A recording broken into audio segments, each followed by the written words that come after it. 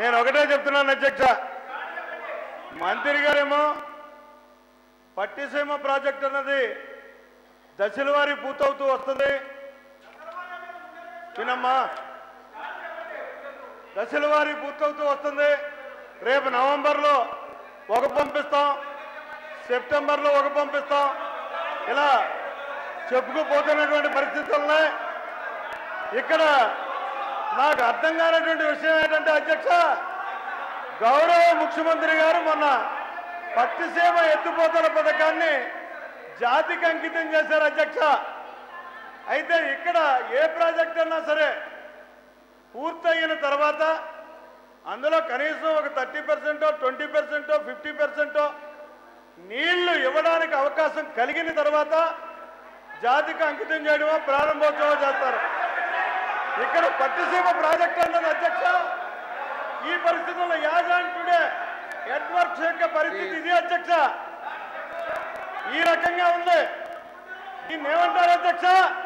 పూర్తయిందని అంటారా, అసంపూర్తిగా ఉందని అంటారా?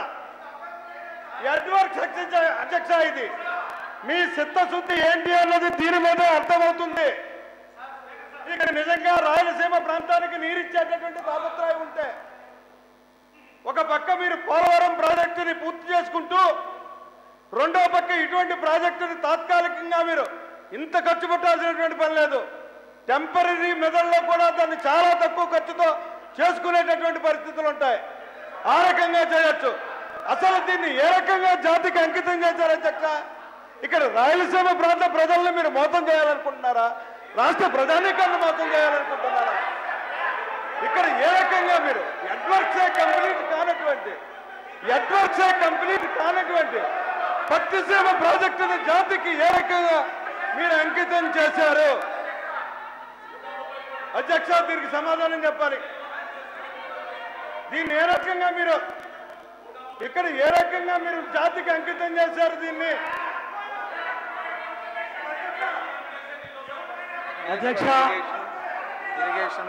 సంవత్సర కాలం మార్చి 29, 2015 పట్టిసీమ పనులు ప్రారంభం.